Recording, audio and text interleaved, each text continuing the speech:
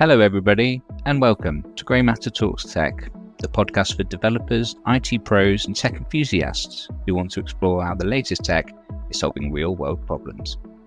I'm your host, Shaun Baker, mapping licensing specialist here at Grey Matter, and today we're zooming in on one of the most complex and fascinating challenges in logistics: last mile delivery.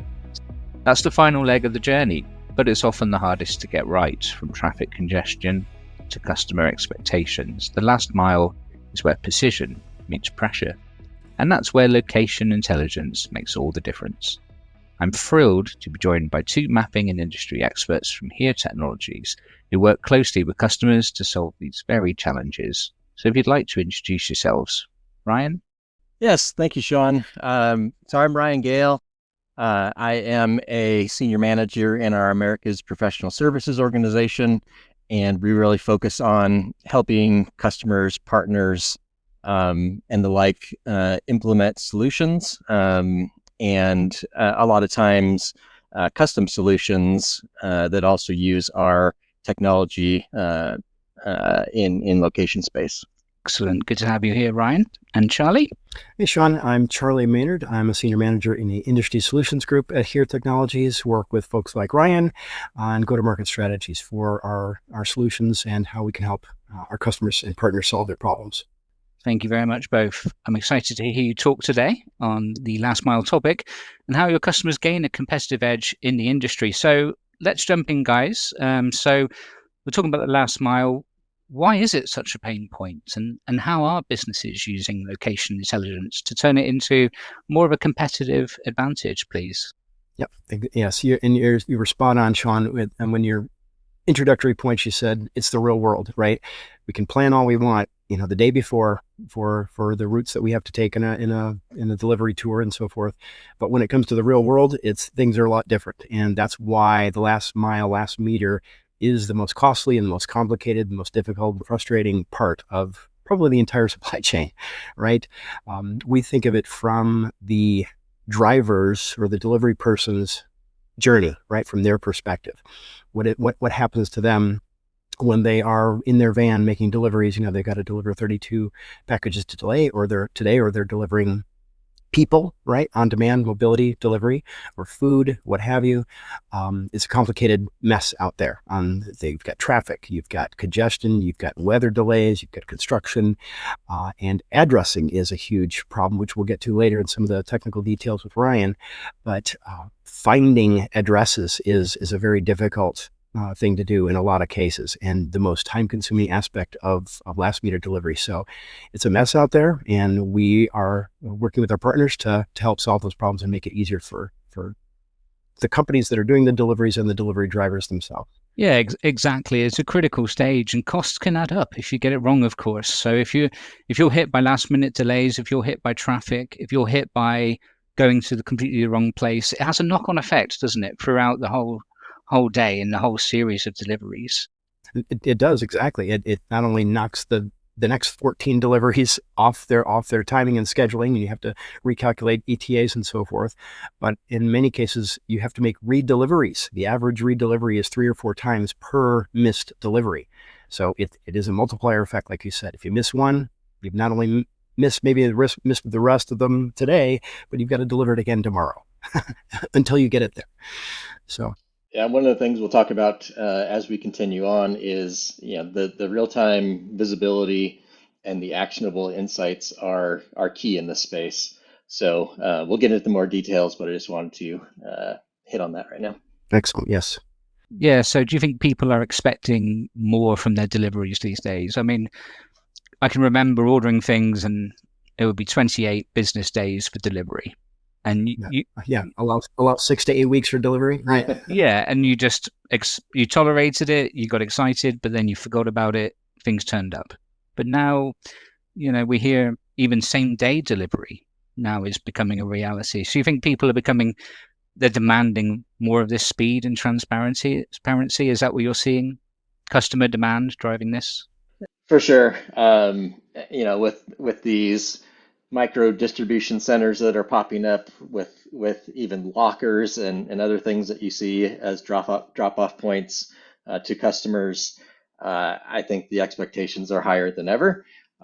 Some companies are doing this very good, others not so much. So when we think about our customers and how we can help partners and ISVs in this space, we bring our location expertise, and we think that that along with your use cases, your requirements, we can build a solution that will help you gain an advantage in the market. Yeah, which is really, really important because, consumer word of mouth is a pretty powerful thing, and it can take down the business. And people will leave a bad review if the delivery part is not correct, right? So this is part of the last mile importance. It's not just to the company. The consumer will remember it. If it was a nice, pleasant delivery and they had some visibility of it, then they have a better impression, and that drives future business. So I think that's another part of the last mile thing. It is the consumer that's having this issue. I mean, tracking where the delivery vehicles are. I mean, that used to be quite a futuristic thing. Fleet managers would only have that visibility, but now we've all got that visibility, and often they'll give you a map and they'll give you some basic tracking. So I guess this is where you come in and helping build out those consumer facing web components of the last mile as well, gentlemen. That's a really important point, Shaun. It's kind of ubiquitous and commoditized now, the visibility and tracking aspects of last meter delivery. Everybody's got it. It's not interesting. It's not a neat thing. What is interesting is what to do with that information. You're tracking a vehicle. It's nice to know where they are, but what happens if something goes wrong? Can you react and respond if they get into a traffic congestion and the rest of the deliveries are going to be late? We work on concepts called dynamic replanning, which is, as it implies, replanning on the fly, like literally as it's happening. We can reroute that vehicle around that traffic congestion, or send a new different vehicle, and then of course recalculate all the ETAs remaining in that person's delivery route for the rest of the day because they were delayed. That's what's interesting. It's not where's my vehicle. It's how do I optimize my live operations. Yeah, we're getting customer requests daily. They need this ETA tracking piece, and they need it for everything now, so they can do the communication back. I mean, it used to be that if your delivery didn't make it, you'd be in the dark, you'd be calling customer services, but now you've got that feedback about the ETA as well, and it will say, this is the new ETA, it's coming later, just relax, or it's being rerouted and redelivered tomorrow. So yeah, we're seeing that with our customers as well, guys.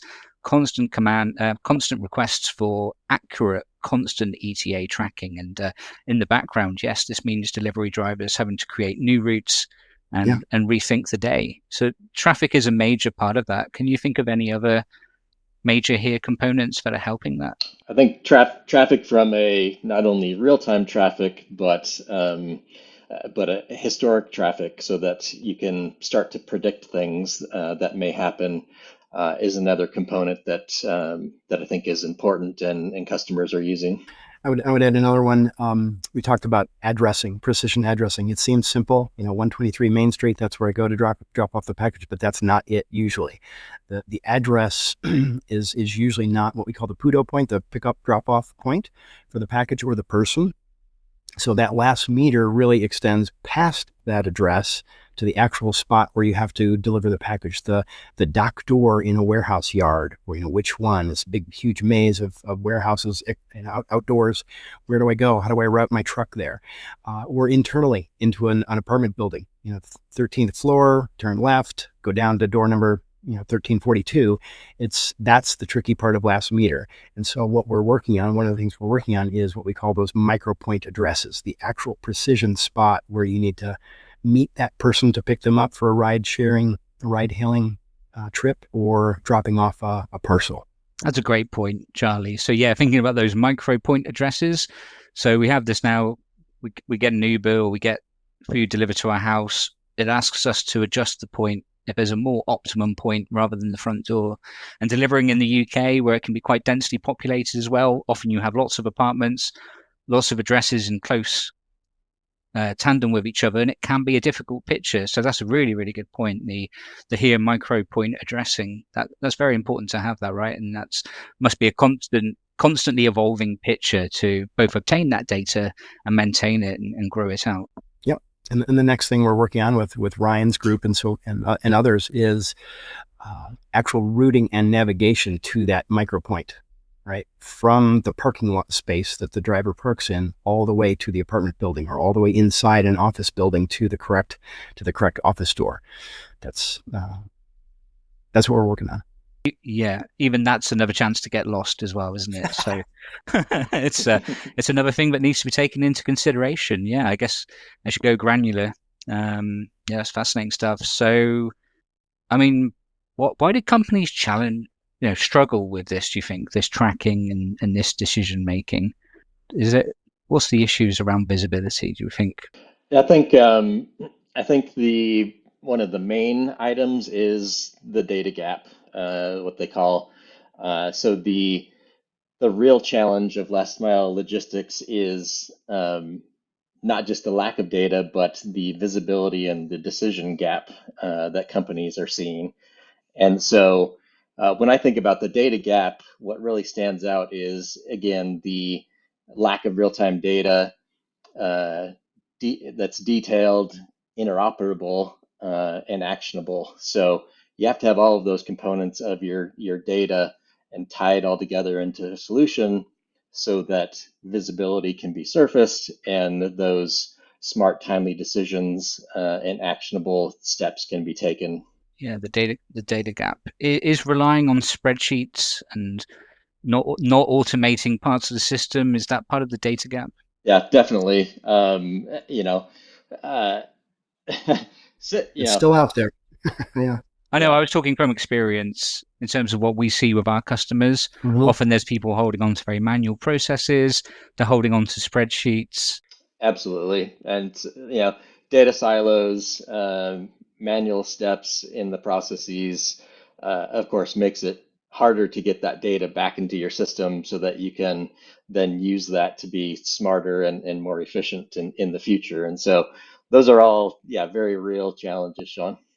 Yeah, which it sounds as if, if you start to implement technologies right up to the doorstep, then you're going to start to overcome that data gap. And if you're going to let go of some of those manual processes, yeah, it's very important. There's a lot of people with entrenched ideas in logistics, and yeah, we all need to modernize, and we still see it. And yeah, I've got clients using Excel, and they're looking at automating some of this stuff and adding extra visibility. So yeah, it's great to know that there's help and support out there, Ryan.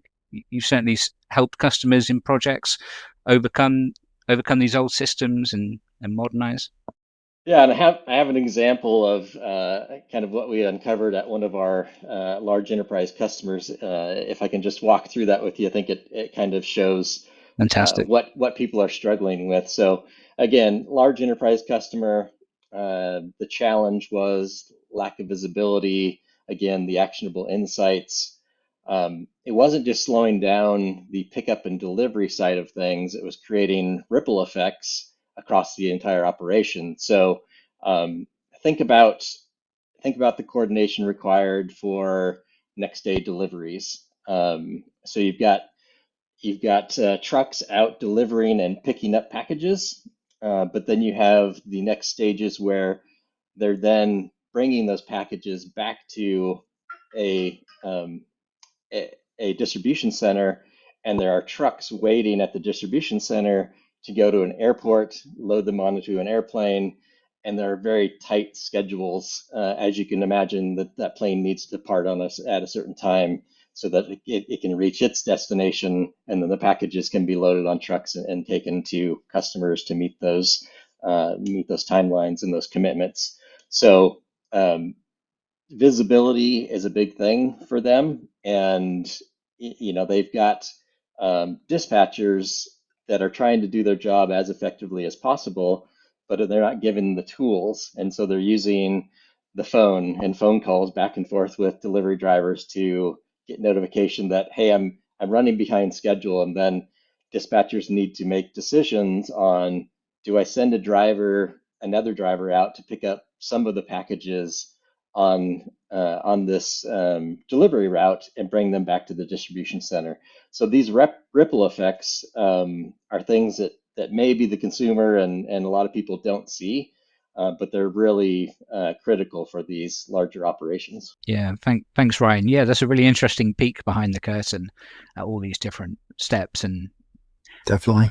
of course, if the driver loses phone signal, it's game over. And if you're adding extra deliveries you don't need to, costs are spiraling, and that's coming out of your own pocket. So real world impact there. So I guess if you show them those examples, those potential savings, I mean, that's, yeah. And it's not just the financial savings, it's the headache and the stress savings as well, which must really play a part in this, right? When you see projects, it's not always just about the cost, it's about feeling good about what you're doing and knowing what you're doing. Absolutely. And the effect on customer success and customer loyalty, as you were pointing out earlier, Shaun. Yeah.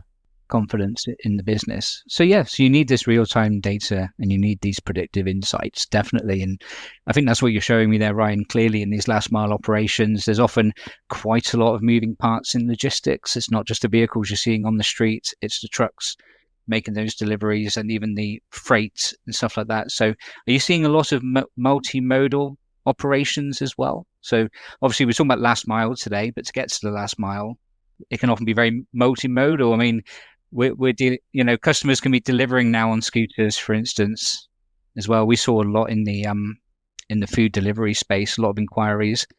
So you guys have got technologies for multiple vehicle types, haven't you, as well? So talk a bit about how that helps as well. Absolutely, we do. Absolutely, we do. Even back to the first and middle miles, multimodal rail transportation, road long haul road transportation, and so forth. That's number one, where the visibility gets lost in changing modes. It gets, container gets off a ship in port, and we may know that it's on the ship, but then it gets lost when it gets put on the port grounds, and then it gets picked up by a rail car or a tractor trailer and taken out of the port. Those changes of modes is where the visibility gets lost a lot of times. And we have to work with a lot of customers on solving that problem. It's tricky because you're dealing with interoperability, as Ryan was pointing out earlier. That's an absolutely mandatory aspect of this. We have to have interoperability between systems in order to even communicate, let alone track. So that's part of the problem. But then all the way down to the last meter with two-wheelers, as you were pointing out, scooters, two-wheelers, and so forth, we have the ability to execute our plans, our routing and navigation and pickup points and so forth, finding those pickup points, addressing geocoding, all the way down to two-wheelers and even pedestrians, walking on foot to deliver your packages. So it's every type of mode you can think of to get a package from point A to point B is included in our algorithms. Do you think drones will be next? They already are. Yeah, and AGVs. We could point out that Ryan was just at a conference a couple of months ago in California, Los Angeles, about that involved AGVs, automated guided vehicles, small little robots that are driving that can be deployed from delivery vans and travel on sidewalks. Go up ramps and so forth and deliver packages. So that's part of the game as well. And how to keep those safe, how to keep pedestrians safe from the AGVs, and it's all part of the last mile complexity. Wow, I've not seen AGVs yet, so my mind's blown. Yeah, it's fairly popular on college campuses. I remember visiting college campuses with my daughter. And here's these robots driving around, and they're funny because they'll actually notify you if you're in the way or something like that. And so it's a very interesting technology to experience. And automated vehicles, for making the deliveries in the first place on the road, a lot of companies are making the switch from human-driven fleets to automated vehicles, so to autonomous vehicles, and that's another challenge that everyone's having to deal with. Excellent. Yeah, I'm not seeing so much of that in my space yet. So you guys are telling me what's coming around the corner, which is really exciting. We're starting to see electric vehicles now being a big part of the picture. Can you help with this as well? Because customers are starting to ask this. I mean, we know that changes need to be made. This is a big thing that's being rolled out. I mean, my city now, the government have paid, and we've got some electric buses, and they're great. So, have you got the technologies for this as well? It is, yes, absolutely. The market demand is accelerating for that. But it adds more complexity, more constraints, right? Where is the next EV? Where is the EV charge point? Where can I get there? Do I have enough range on my vehicle to get there? Will there be a spot available when I do arrive to charge the vehicle? Can I reserve it? Those types of questions. And the routing itself is modified because you can't take necessarily the most direct or algorithmically perfect route. You have to get to a charging station first and then get back onto your route. So it adds complexity, but there's advantages to it as well. Yeah, overcoming range anxiety is a big thing. And we're seeing customers now that need to test their last mile, see how it's going to work before they can deploy anything. So I've got customer requests and they're helping they're helping themselves by analyzing those routes against the parameters of the electric vehicle and checking how the battery is going to perform. And yeah, it's really important before you can deploy, to overcome that challenge. And then, yeah, electric vehicles can be nice and quiet and performant in the last mile. And yeah, the technology's already improved so much that, yeah, we're seeing it a lot in delivery trucks and all kinds of vehicles to look forward to. Charlie, I'd like to go back to a point you mentioned earlier as we talk a little bit more about overcoming obstacles to improve last mile delivery. You mentioned around non-standard addresses, and I get it a lot with our customers as well. It's not necessarily siloed, but organizations have lots of departments and they're not necessarily all singing from the same hymn sheet, as we say in the UK. And they might have all sorts of different address formats. And that can be a big hurdle because in order to use location intelligence, you need standardized addresses, guys. So how are you overcoming and helping with that? Absolutely, that's a tricky thing. Non-standard addresses and the translation of an address, a street address, to a geo coordinate, latitude, longitude. Ryan's much more detailed expert on this than I am, but that is a problem. It's that intertranslation. If a company has a record of your address as 123 Main Street, but you have it as 123 Main Street written out, STREET, then there's a translation problem, and we have tools that can intelligently, with AI, understand that they're the same thing, right? Large language models and that sort of thing. Ryan, if you want to elaborate. Yeah, I mean, geocoding, reverse geocoding, all of those things that you have to do exactly what Charlie was saying. Find the actual address that you need to deliver to. It is the challenge. And as Charlie said, AI and ML models are helping us across a lot of our tool set. It's more than a buzzword. Everyone likes to say it in every single conversation. But we've been doing it for quite some time, and it's been integrated into our routing engine optimization and a lot of other tooling. Yeah, clients are already asking how they can utilize AI for route optimization, and we can say, well, we're already doing it. So, as I say, machine learning, it's always been called machine learning as far as I'm concerned, and now people use the term AI. But you say you've already been using it, and it's in route optimization, but it's also in geocoding as well, which I hadn't really appreciated. But you say that it's used to help reduce duplicates. Yeah. Okay. So those, I guess, customers as well. If we just think back to customer satisfaction, I think about what tools are there for consumers to enter in addresses as well and overcome some of those hurdles where they have to write their addresses in full every time and can make mistakes. Are there here technologies for that as well? That's basically the same thing that we were just talking about. Is if someone enters in an address that uses the full spelling of street or avenue or something like that, we have the ability to translate that into what is the lat long that someone needs to go to. So yeah, that translation happens in our geocoding tools, and that's what's behind those data entry points in forms and things like that for customers. So the customers ask you to clean the data as part of a big project. Would you take all the data on board that they've got already and work on that as a part of the project, standardizing it, running it through the geocoding? So Ryan, that's a big. You can see that as part of your technical projects. Yeah, for sure. And we get data and POIs from multiple different sources.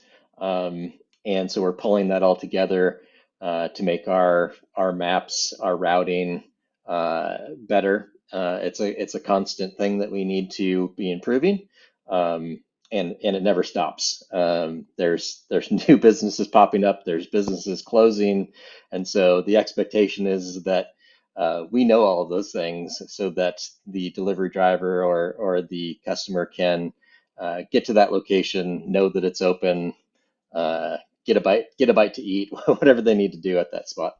Yeah, exactly. And the key point there is it's always changing. It's always dynamic. Hours of operation. Are they closed today? Open today? Those types of constraints are always dynamic and need to be taken into account in the routing and navigation algorithms. How do you keep up to date? How do we keep up to date? We talked earlier about one of the ways is we talked earlier about feedback loops, and Ryan was talking about the data gap. Part of the way to improve the data gap is to not just send it one way out to the last mile, but back from the last meter, last mile, right? If the delivery driver sees that our micropoint address is incorrect by 10 meters, it should be over there and not here, then that information can be sent back to us to improve our own logic. Sometimes, for example, what we've found with that the drivers actually know a better route. They've been driving there for 20 years. They know the route. I want to take this alley instead of hitting that traffic light. I can skip it and I can bypass it. That type of information is fed back into our algorithms to continually learn with machine learning, as you said, with that historical knowledge and that the mass of that data, fishing through all the noise and the chaos to find the patterns and the trends. And to add to that a little bit, one thing that not everyone thinks about is driver happiness. So you're giving drivers a specific route, as Charlie said. They a lot of times think they know the area, or they do know the area better, but they may not be considering everything that you use to put together that route, and so it's challenging. But a lot of these large delivery companies and third parties that deliver for these large companies, um, you know, have constraints, and they have challenges with staffing drivers, especially during peak holidays and things like that. So the volume ramps up. You need to have more drivers. You need to have happy drivers. And again, back to the customer satisfaction, that delivery driver is actually your conduit to the customer. They're representing your brand, and so if we can provide better routes using our tools, then you don't have a driver that's throwing a package on your doorstep. Maybe they set it there and return to their truck. Yeah, that's great. I mean, part of the happier customers picture, right, is happier drivers. You're right. If a driver's stressed out because his sat nav has taken him down the wrong street, so we say, that often leaves an impression in the whole experience. And yeah, a happy driver is important. We have customers who say, well, our drivers already know where they're going, but and that can often be the case, but they don't know every traffic incident, I guess, around the corner. They don't know the congestion.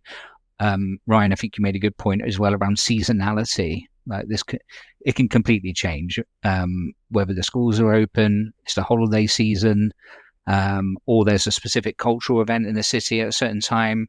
Maybe there's a marathon on, for example. Yeah, all these things can play a big part. And I think the driver happiness is a new concept I've learned today in terms of how it fits in with making customers happier and improving customer satisfaction. So those important ETAs being accurate. Fantastic. So we mentioned a little bit around customer satisfaction, and I thought the feedback loops is really, really interesting as well. So if a driver really does know his stuff, it gets fed back into the HERE platform, and you've improved your own routing algorithm manually if you learn from it. If we learn from it, if it's consistently correct, and we don't just take everybody's word for it and plug it in, but it has to be tested, and the AI tools are intelligent enough to, again, sift through that noise and find the patterns in the chaos to say this is actually a better route for these reasons on maybe this particular day. Wednesday is better than Thursday for this particular route. Those types of things can be. I guess it matters the time of day as well. Absolutely. Okay, yeah, that's put a really good picture in my mind of the constant improving routes. And I can imagine when new roads are built as well, that's an opportunity for people to integrate those into the routes, and you can find out from customer data where people are driving and how they're driving on these roads, because planners intend for them to be used in one way, but when they're deployed in real life, they can often have impacts that we weren't aware of. Maybe they've not properly done the traffic modeling, and when the real world conditions come in, it's a lot different, and it's a nightmare for drivers. So yeah, more driver happiness and more improved routes. So it sounds as if we've got some really good cases there for people to adopt in-car, in-vehicle driver technologies as well to improve last mile operations, not just the planning piece. Sometimes customers don't update every part of their system. They only want to focus on improving one small part. Do you see that in your projects as well, where you've got to encourage businesses to look holistically, right, at every part of their operations to get the best from this? Yeah, absolutely. And one of the exciting parts in logistics right now is how APIs can help teams move faster and smarter. So they're not just behind the scenes tools; they're actually powering real transformation. Um, so APIs in logistics platforms, can connect to those older systems, your TMSs, your CRMs, your inventory tools, and it's really the integration with all of that and location data that provides value.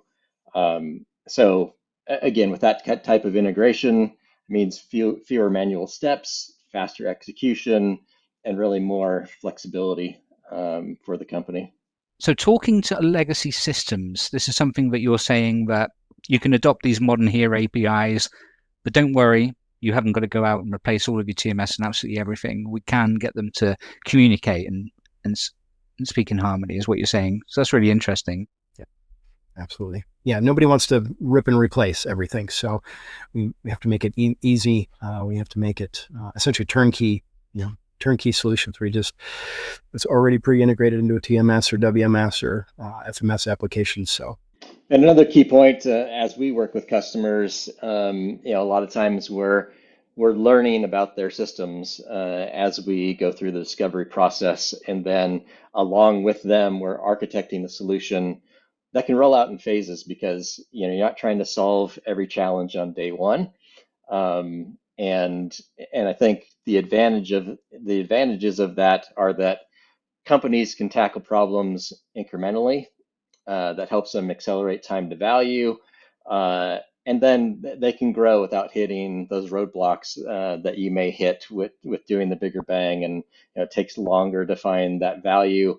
If you're in a division, management is always asking you, what's the ROI of what you've just implemented? And so this phased approach not only helps them reach the long-term goals, but it also sets them apart from the competition because they can solve problems incrementally. Excellent point. Excellent point. Yeah, incremental progress is a really important thing for businesses because you think they might see it as too much of a risk to make complete wholesale changes. I mean, you don't want to mess up your existing logistical operations, right? By rolling out a technology and then testing it overnight and finding it doesn't work, and then you've lost loads of money. I mean, yeah, think about replacing an ERP system or something like that. If that goes wrong, you can throw millions down the drain really, really quickly if you can't make orders with your clients. So this is a big part of your projects and helping customers move slowly sometimes in order to move fast, right? Just to adjust their direction of travel. Absolutely. And, we take advantage of doing proof of concepts with, I would say, the majority of our customers. So they want to get their data in our hands, do some integration work, maybe at a smaller scale, just so that they can see that everything is providing value back to them. So we'll have, a POC that runs, a month and a half where we can prove that value. And then and then the customer can see that at a lower cost point and then move towards a production implementation. Work through the kinks in a controlled environment and then roll it out to a wider process. Really interesting, guys. What do you think is the quickest win? The simplest thing to implement that gets the best value, if you like. If you've got a very manual setup, get rid of spreadsheet. Yeah, where's a good starting point if you want to improve your last mile operations? Well, I would say really diagnosing, Ryan, where you guys work with this all the time, but it's finding out what that point is the most important thing to do. It's because a lot of times people have the wrong impressions on what actually is the problem, where you get three people in a room and they'll tell you three different things on what the problem is. So diagnosing what their challenges are and the priority of those challenges, I think, is the first step. The biggest problem may not be solvable this quarter, so we have to go to the number 2 one. Absolutely. That type of thing. So it's really taking a step back and reflecting on your process and understanding taking an honest internal assessment of where we are, what is screwed up with our process, what's going wrong, where's our headache, what do our customers say about us, whether that's a consumer, residential customer or a corporate customer. Let's not forget last meter also includes corporate deliveries to businesses, B2B deliveries. So what do our customers think our problems are? They may have a different opinion than we do. Yeah, listening to customer feedback is important, isn't it? So we go back to happier customers. What are people saying about your service? What's gone wrong in the past? So that is really, really interesting. So we think last mile is a strategic opportunity. So it's a chance to differentiate yourself and your competitors, right? Is that what we're saying? Yeah, it really is. It's the next step. It's the most challenging remaining part of supply chain. We've figured out, finite manufacturing scheduling. We know how to fill a tank and make product and make widgets, and it's that those problems have mainly been solved. Inventory management has come a long way with ASRS systems and so forth, but getting the product to the person or company that's going to consume it, or delivering the person to their location, their ride to the airport or what have you, that's the next step, and it's going to differentiate companies from their competitors.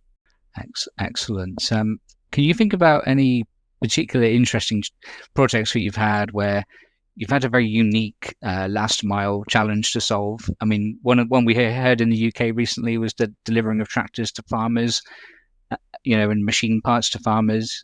You think of any unique projects like that? Yeah, one that you may not be considering, and this definitely wasn't on my radar, but school buses are delivering kids during the school year, and so there are a lot of tablets on school buses now with navigation systems on them, and it's just a use case that really wasn't top of mind for me, but we have several customers asking about this. One of the challenges that they have really are new developments. So new developments are popping up all the time.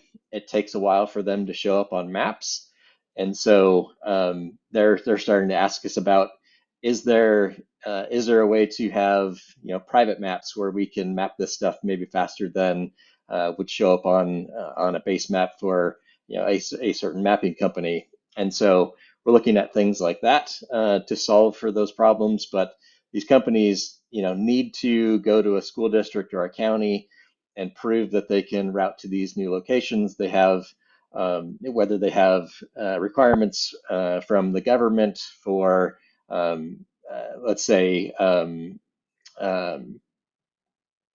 challenged individuals or things like that, where it takes a little bit more time to get them to their location.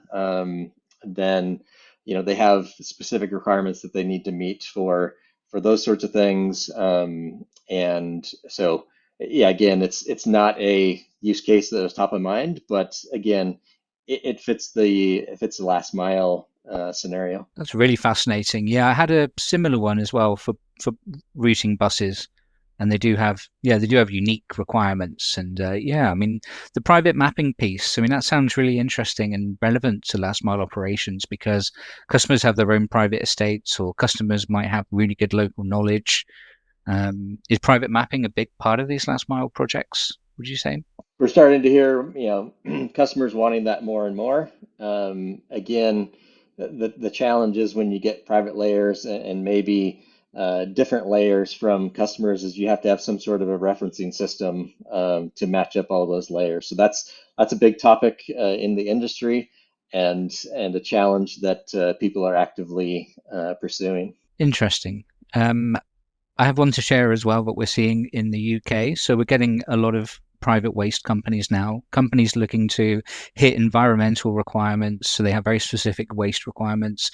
And for these private waste companies now, they have to pick up and deliver for a lot of customers. And they might have multiple stops, even on the same streets and stuff like that. So they've got some pretty unique challenges. So how does here help with that and manage things like the right side of the road, or how to best handle it if you've got 20 deliveries on the same streets? Actually, waste management is one of our, we have several customers in that area, and it is a challenge. For example, weight restrictions on a residential road. Some normally a large tractor trailer wouldn't be allowed down that road because of the weight restriction, but our routing algorithm has to be intelligent enough to know that the waste management vehicle, the waste collection vehicle, has to have an exception. So they're allowed to go down that restriction when other vehicles would not otherwise be able to. So things like that. The scheduling of the routes, as you said, the scheduling of the pickups. One person on the same street may have it on Tuesday, and the other person may have it on Wednesday, what have you. So that needs to be taken into account as well. But yeah, that's waste collection, refuse collection, recycling is a big part of our work and does take unique constraints in terms of routing and scheduling. So yeah, you mentioned something interesting there around the weight restrictions. So I know that here maintains a database of the truck attributes, which is really, really popular with our clients. So is this last mile API that you see people using, the truck routing? It's one of our strengths. one of our competitive advantages is nobody else has our truck data. All the constraints that we can apply to logic for routing and navigation logic with respect to a truck, and that whether it's a van, a delivery van, or a 53-foot flatbed. So right, and fairly recently, we've rolled out our we've expanded our consumer navigation application called Here We Go, and we have a pro version of that, which allows you to then use truck attributes for routing. And so that is I would say, a very easy point of entry for these smaller companies that have smaller fleets, where they can push routes to a application like that and take advantage of those truck attributes. A great example of that, which segues into another topic I think we should talk about, bridge strikes, trucks hitting bridges. We literally had one just a couple weeks ago in Chicago. One of our colleagues took a picture of it on their bicycle commute into the office. A rental truck hit an overpass, a viaduct, and we confirmed that actually our routing algorithm would have avoided that turn that the person made. So that type of detailed constraint and condition you can put on the route is critically important. That was a very costly impact. And the segue that I was talking about was safety. We haven't really talked about safety yet, but safety in this whole space is absolutely critical. Delivery companies, that's a paramount concern for their drivers. They want their drivers to be safe drivers, respecting speed limits and so forth, and parking restrictions. We're seeing companies double park because there's no place to park, and they're getting fined and so forth. But not only the safety for the drivers, but everybody else, all the other drivers on the road at the same time. The pedestrians on the sidewalks that a delivery person is taking, that an AGV is taking, as Ryan said, on the campus. Get out of my way, Ryan. The AGVs need to respect safety of their surroundings. So that's safety in general is a critical aspect of this whole thing that we haven't really touched on, but it's kind of embedded in everything we do. Yeah, safety is a fascinating topic, and one that we have neglected a little bit. So really, really interesting, Charlie. And of course, there's nothing worse than watching some crazy delivery driver backing up, knocking over your flowers and heading the wrong way down a one-way street and all of this. So yeah, this is very important for a happy driver as well, and it ties into some of the other things we've been talking about. And a lot of companies, clients I have, are also using here to look at where their drivers have been, make sure their drivers are behaving and following the road rules and driving safely. So that is a really big important picture of improving last mile operations, is taking a look at that and reflecting on that. So thank you. So in terms of other last mile APIs, do you have any other examples, guys, of companies using your last mile APIs to differentiate themselves and to grow in their market space? Sure, I can give one, but it's a professional services engagement. Stealing it from you, right? Go ahead, Charlie. It kind of merges all the things that we've been just been talking about. Another one of our partners had an industrial customer. I can't get too specific, but large industrial customer here in the States that needed they have a large warehouse facility, right? Multiple, kind of a private yard, right? Private industrial area that was kind of off grid, if you will. Not it was the gray part on the map that you look at. So what was happening was they had multiple vehicles, large vehicles, coming into this facility and driving all around in this maze of warehouses and so forth, and alleyways, kind of haphazardly. There were safety issues for people on the ground, workers on the ground, with trucks driving around. They were not sequenced very intelligently. It was just kind of haphazard.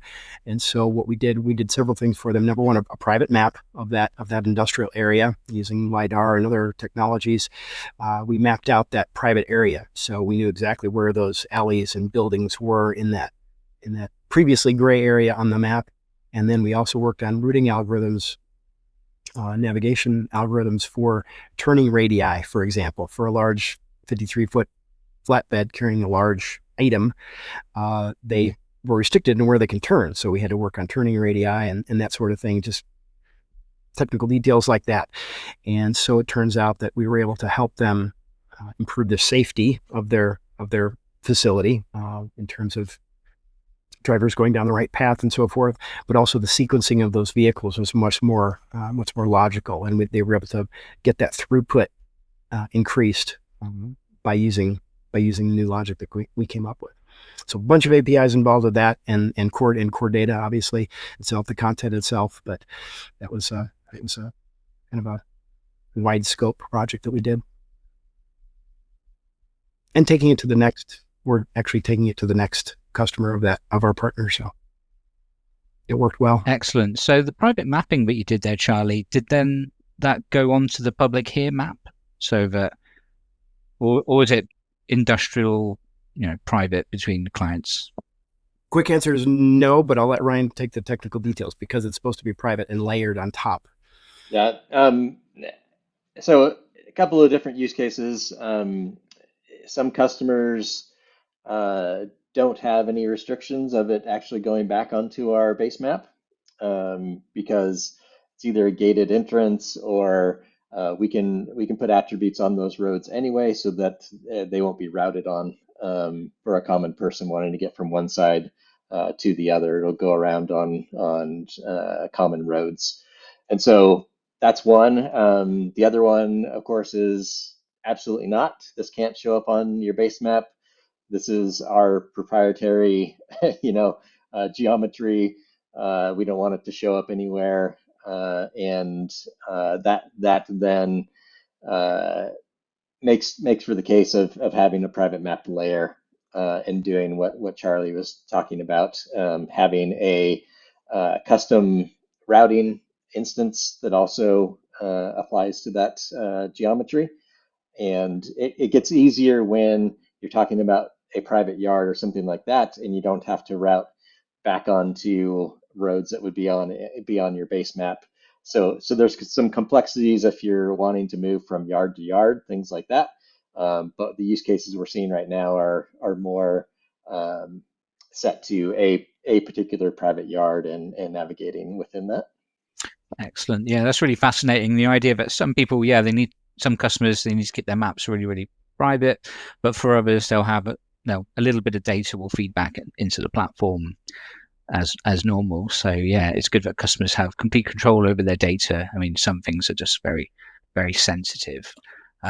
So we've kind of been speaking about this a little bit already, guys. I know a little bit of futuristic stuff has already crept into the conversation. I'm thinking of those robots again on campus. I look forward to people bumping into those on their mobile phones. I can see that happening. But do you have any other sort of future trends in terms of predictive logistics or autonomous? Anything that's coming around the corner would be really good to hear about, please, gents. Sure, a lot of expansion of the things we've been talking about. More intelligence in routing and navigation, using again that feedback loop. It's not just a one-way instructions on how to do things. It's a circuit of information that continually refines and improves the algorithms for routing and navigation. Again, all the way to the next thing that's coming is that micropoint address. Much more improvement in those. There's hundreds of millions of them, probably a billion of them around the world. So we need to specifically identify those to 1 meter precision in order to get really as efficient as we possibly can. Ryan, you think of some others?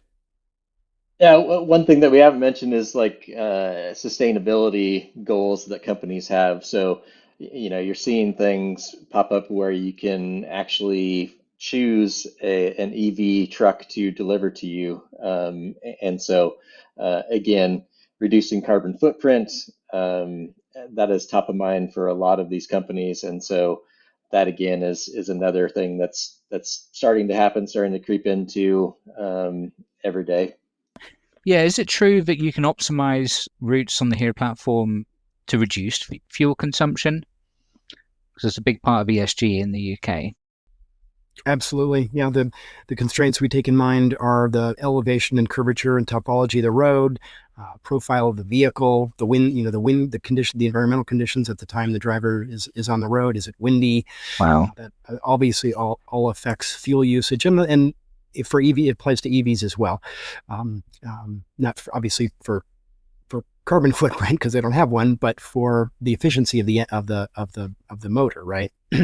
Fascinating. It's amazing how all those different parts are fitting together. So the knowledge of the road, the weather conditions, the profile of the vehicles, really drilling down. And it's important because companies are looking for those incremental reductions. Maybe they're not ready for the fleet to go electric. I think electric trucks are sort of coming around the corner. But in the meantime, if you can't go fully electric, optimize every mile that you've got in your itinerary now, I guess, is what we would be advising. Yeah. How do you make that? How do you balance it? Right. How do you balance human drivers with or gas powered ICE vehicles with electric and human powered with autonomous? There's that balance. We can help companies understand what's the right balance. Absolutely. So that's how we can prepare companies, is to have those conversations, look at what you're trying to achieve, and put a roadmap together. Yep. And back to Ryan's idea, going slowly, picking parts to improve, not doing everything at once. It's fascinating. In the future of logistics, I'm sure crazy things will come out, and we'll learn about them. And it sounds as if you guys are at the cutting edge, and you're going to help customers, right, see those challenges around the corner, and start to map them out and plan for them. Yeah, that's really, really fascinating. Does anybody else have any further things to add around the last mile topic? It's pretty cool stuff. I'll throw one out there since you just mentioned around the corner. We have a Skunk Works group working on artificial intelligence solutions and so forth. And one of the things they're working on is, say for example, we have a situation where it's an urban area, downtown Manhattan, London.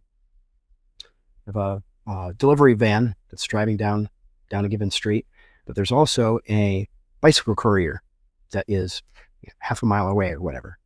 Unbeknownst to the vehicle driver, but we know that through our machine learning, we know that bicycle courier has a tendency to run red lights, and so we can see both of them. And this is in the future; we don't have this right now, but one of the things that our guys are working on: two vehicles approaching the same intersection, but they don't see each other, but we can see them, and we know that this bicycle rider has a high propensity to run that red light. So potentially send an alert to that driver that says, hey, you can't see that person, but we can, and be aware that they might run that red light in front of you. Pretty cool stuff.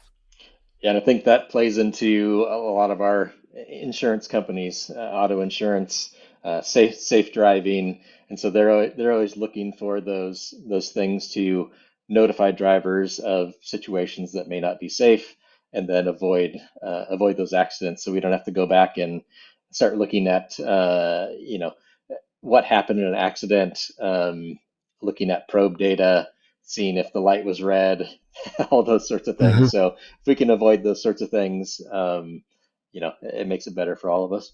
Excellent point. Yes. Amazing. So you've heard it here first, folks. We're going to help reduce road accidents. We're going to have real-time alerting. So yeah, really, really good stuff, guys. And we don't want anything affecting last mile. So yeah, really, really fascinating, guys. Thank you both for your inputs today. It's been really enlightening. I think we've learned a lot around last mile operations, how all the various moving machine parts fit together, how you can make those improvements in the back office, start to fill those data gaps, standardize your addresses, look at how your systems are talking to each other, do more to monitor where drivers are, do more to plan their routes, do more for efficiency, but then also improve those ETAs in real time. Your customers will appreciate it, you'll appreciate it, and then make those improvements for the driver. So before you get to the customer, think about the driver, think about how they're going to be safer, happier, not getting lost, and passing that satisfaction on to your customers. I think that paints an amazing picture. I think we've put it all together, and it's clear that if any of our listeners are looking into these problems, let's talk, let's get around the table and let's reflect on what your particular problems are and how we can put together a solution. So that's really, really good. So thank you very much for completing our summer special today. It's been lovely to have you both on board. Yeah. And thank you for our listeners for tuning in to this episode. We do want to hear about your last mile challenges, and we would encourage people to contact Grey Matter, and we can involve here as our valued partner. So the next season of the podcast, you can expect that in October. So that'll be season 3 kicking off. The theme is cybersecurity, and you won't want to miss what's coming up as everybody's looking at the cybersecurity picture. It's going to be fascinating stuff. And if you've enjoyed the episode today, please listen again and subscribe. Thanks for having us, and bye for now.